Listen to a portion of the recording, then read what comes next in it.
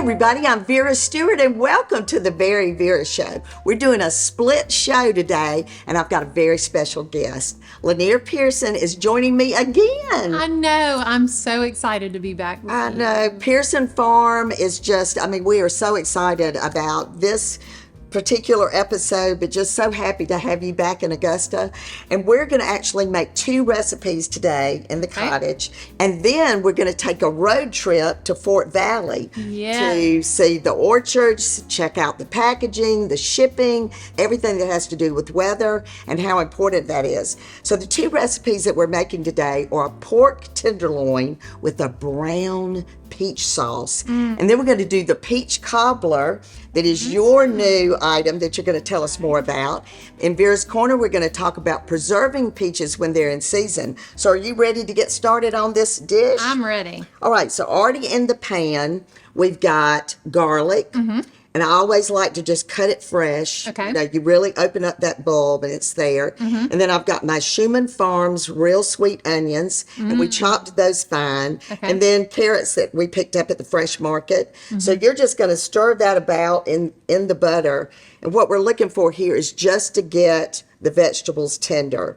You know, one of the things I think that is so beautiful about this recipe is that pork tenderloin is easy to prepare. Yeah. I took the tenderloin out of the pack. I salt and peppered it on both sides. Then I had my butter in the pan, and once it was really bubbling in the pan, because I love that sear sound, put it in and let it brown on both sides, 5 minutes per side. I transferred it to a casserole dish.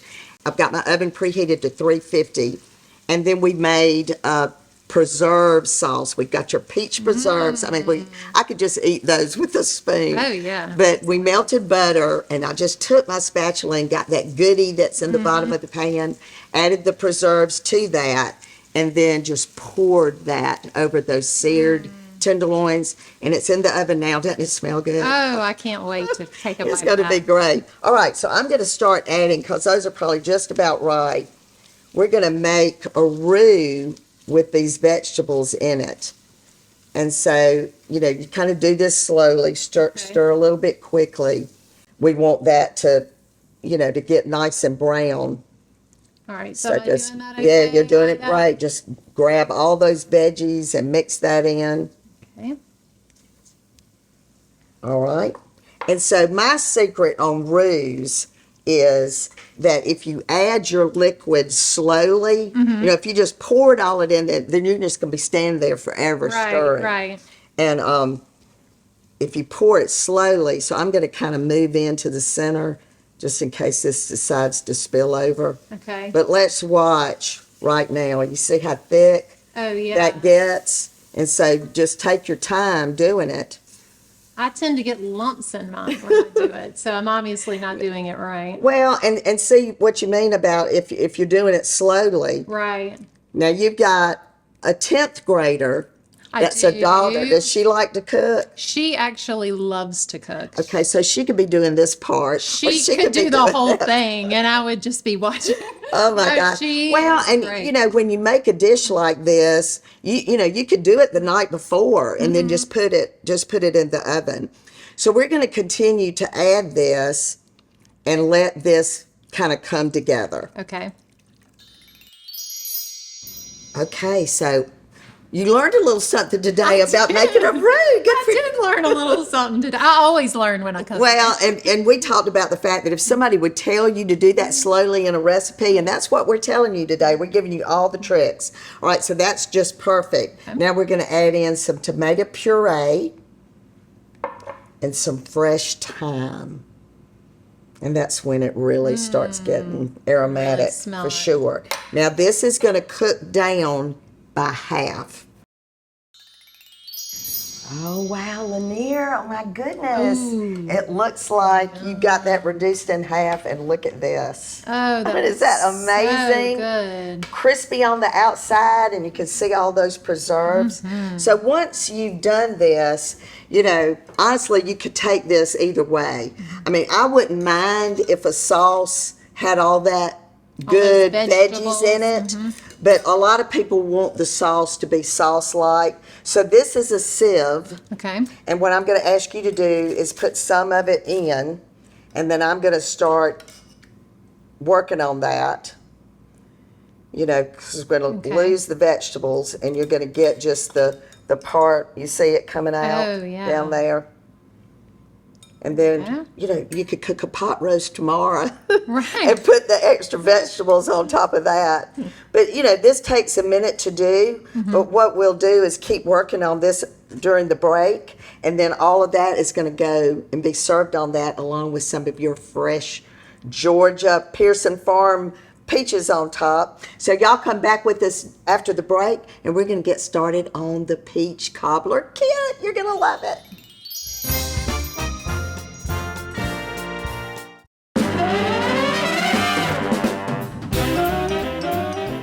Welcome back, everybody. And if you're just joining me, I'm with Lanier Pearson from Pearson Farm in Fort Valley, and we've already had a bunch of fun. We have. Pork tenderloin just feels amazing, doesn't it? Oh, tasted good too. Yeah, so I saw you sneaking some during the break. Well, we have got a lot to do right now with the dessert that you are all going to love. So before we get started with that, you know, I follow you on Instagram. And the last post you had that I loved was a hand with a peach in it. So that was my husband's hand, fifth generation farmer. We've been married 20 years this June, and every peach season he brings me the first peach. Y'all, is that the sweetest thing? I just love it. And it was such a beautiful peach, too. Oh, and it tasted good, Oh, too. my goodness. All right, so the idea behind this segment today is the peach cobbler kit. That's right. So tell us about the idea behind the kit and the collaboration with the kit.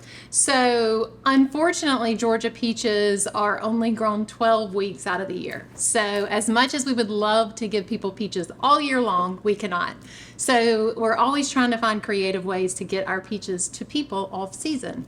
So, we've done the peach preserves for a while, and we wanted to try, you know, make your own peach cobbler kit. We collaborated with Lauren Bolden, who has been on the VeryVera show and made pies, like maybe it was season 2 or 3. Wow, well, she's fantastic, and she's been buying pecans from us for her pecan pies for a long time. So it was kind of a natural fit. We wanted to get the recipe really perfect. So, and that's for the mix. That's for the mix, and she helped us with this because there's a little cinnamon. There's just a few little special things in there. Yes, absolutely. So we collaborated with her on the recipe, and we have a great product, I think. All right, so we are going to have a bake-off. So Lanier is strictly by the recipe. And I have a twist, as I usually do with recipes. So we're going to battle it out here. All right. And so what we've got is the cobbler mix in the bowl. And the first ingredient, and all of these instructions are in the kit when you order it. That's right. So let's add our milk. Are you nervous? Who's going to win? Who will rise and who will fall today on the cobbler kit? All right, so then the next ingredient, and you're strictly by the recipe, is vanilla. And you know, I think I'm introducing you to another product here with the Fresh Market. They do a vanilla paste that is so good, and you still measure it the same way. It's just really good. So one of my twists to mine is almond extract instead of vanilla. So I'm going to add that in. All right, so then I cut up some fresh rosemary. And my first try with this, I did a half a teaspoon, but I really wanted to taste the rosemary, so I've changed it to a teaspoon. All right, so you're going to do yours in the casserole dish, and I'm going to do mine in individual dishes. So I've got these cute little cast iron skillets, and I'm going to go about 3/4 of the way up. And then the preserves are in the jar, and that's how they come in the kit, is in the jar like that. I saw some pictures of the cast iron skillet when y'all used our peach cobbler kit at the golf tournament I know recently. it. And let me tell you, we had so much impact from that. The chefs would make it, and then they would come out to the dining room and present each guest a kit. All right, so we're going to add the preserves during the break. We're going to pop these in the oven, and then we got to get ready for a road trip. We're going to Fort Valley. So y'all come back with us in just a few minutes. Vera's Corner is brought to you by TaxSlayer. Do you want to preserve the juiciness and flavor of this peach to use all year? Well, so do I. Let me share a few tips on how to peel and preserve these peaches to use in dishes all year long. Bring a large pot of water to a boil and prepare an ice bath. Cut a small X on the bottom surface of each peach and add your peaches to the boiling water for about 20 seconds. Then place in the ice bath until cool. Using a paring knife to peel, starting from the X at the bottom and peel towards the stem. The skin should fall right off. Now insert your knife along the crease, straight to the pit, turning the peach until you have made a full circle. Slice the peach to your desired thickness and remove the slices straight from the pith. In a large bowl, toss the slices in the juice of 1 lemon and 1/2 teaspoon of sugar for every 8 to 10 peaches. The lemon juice helps to prevent the peaches from browning, while the sugar releases the juices to avoid air pockets while freezing. Place the peaches in a quart-sized bag. Release all the air, seal tightly, and place flat in the freezer for easy storage. When it's time to whip up a cobbler, smoothie, or ice cream, you will now have juicy peaches for a sweet treat any time of the year. Start free today at TaxSlayer.com.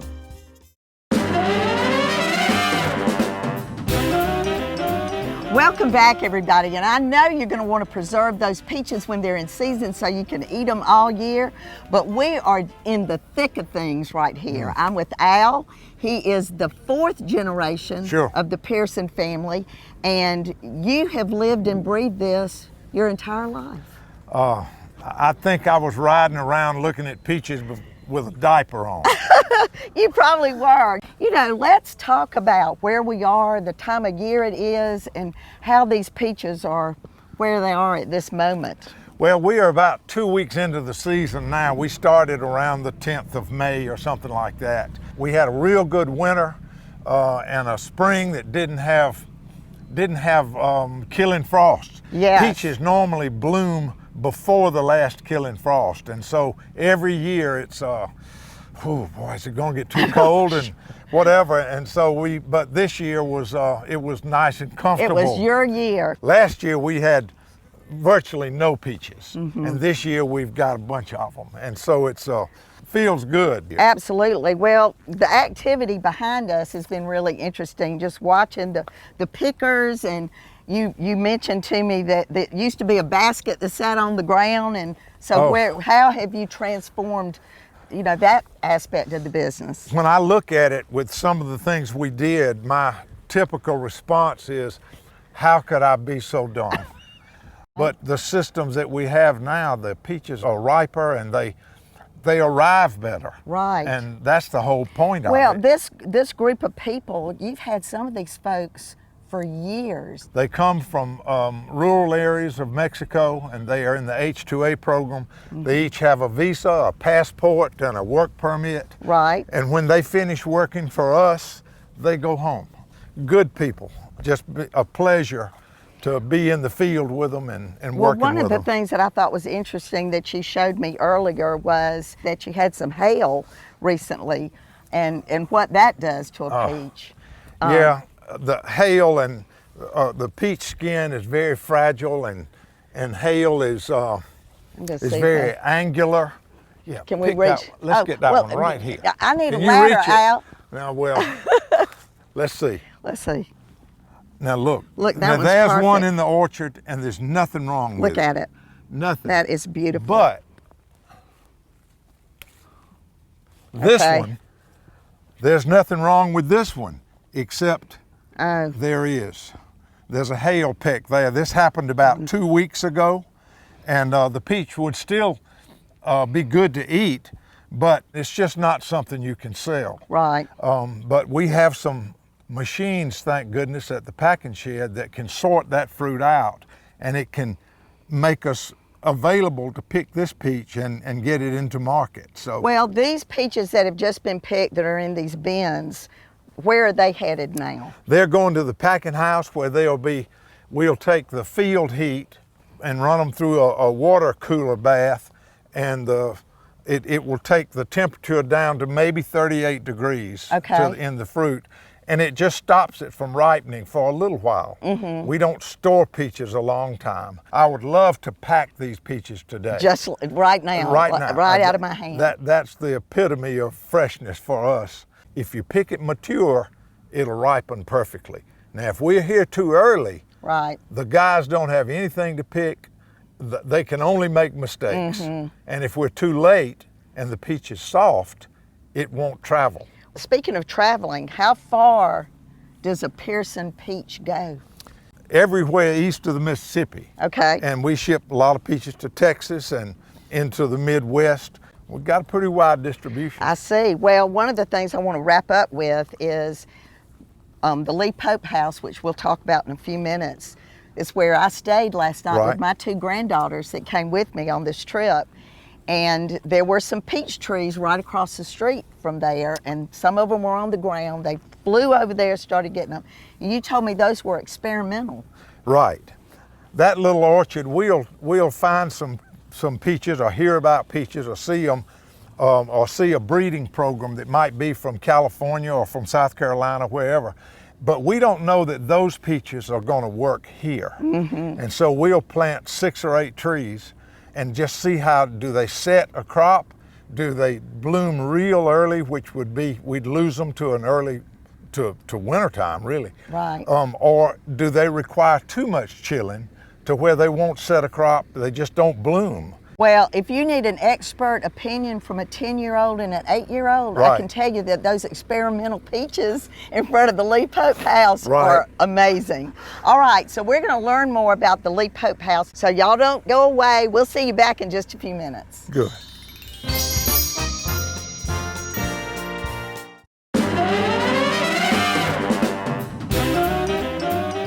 Welcome back, everybody. And Lanier, we have had the best time together over the last few days. Well, we are so glad y'all came to visit us on the farm. I know I've had the best time, but now we're standing in front of the Lee Pope house. And that's where I slept last night. And honestly, I don't know when I've had such a good night's sleep. So can you share a little bit about this 6th generation property? So this farmhouse was built in the 1800s, the late 1800s. So it's been in the Pearson family for 6 generations. So it was the home of Papa John, as he was called, which is Al Pearson's great grandfather. So, and y'all know Al. Absolutely. So, yes. So. Well, and you know, the way the house is set up with rooms to represent each generation. I actually slept in the room that had Al and his 2 sisters with 3 little beds in there, which was so quaint. Well, I think there's something to the land and being tied to land that just makes you want to really maintain these pieces of history that we have. We've just been really fortunate to have family members who have invested time and money and the willingness to keep these places up so that we can use them and enjoy them still. So. Oh, well, it's just fantastic. Well, let's kind of walk back through what we've done over the last 4 days. So we started with that pork tenderloin that had the brown sauce, and just the whole kitchen smells so good. So good. It's just a delicious, quick and easy recipe. And then you and I had kind of a battle with the peach cobbler kit. And who won that contest? We never heard. I knew you were going to ask me, but I wanted to save it for today. So certainly both of them turned out beautifully. You did the original recipe that's on the box. You used a larger dish to make it. I decided that I was going to change up the flavoring to almond from vanilla. And then I thought, why couldn't I put a fresh spice in here, like rosemary? And honestly, it had a completely different flavor. It was fantastic. So it was like a tie, Lanier, to be honest with you. Let's call it a tie. Let's call it a tie. We've got 2 winners here. But you know, many of my recipes, I'll do that sort of thing. And I certainly encourage all of you, when you order the kit, to maybe get 2. Make one with the regular recipe and let the other one add some of your fresh ingredients. Maybe you have something in your yard with your herbs that you could add to it, would be great. But as we kind of wrap things up, what do you want folks to remember about Pearson Farm?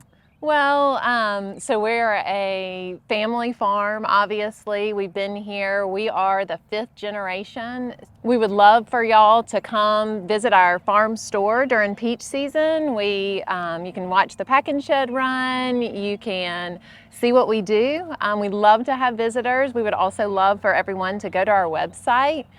You can learn a little bit about our history and what we do and the products that we offer. So. Well, and you know, we drove over from Augusta, and we're in the middle of the state. You're not that far from Macon. Right. And you know, it would be a great day trip, like you say, to get some fresh peaches, to get some peach ice cream, to see what the operation is. So I hope you'll keep that in mind. And as I always say on the VeryVera show, no matter what you do it in good taste. You certainly have done that with the hospitality that you've provided to us, and I want all of you to come back and join us again next week.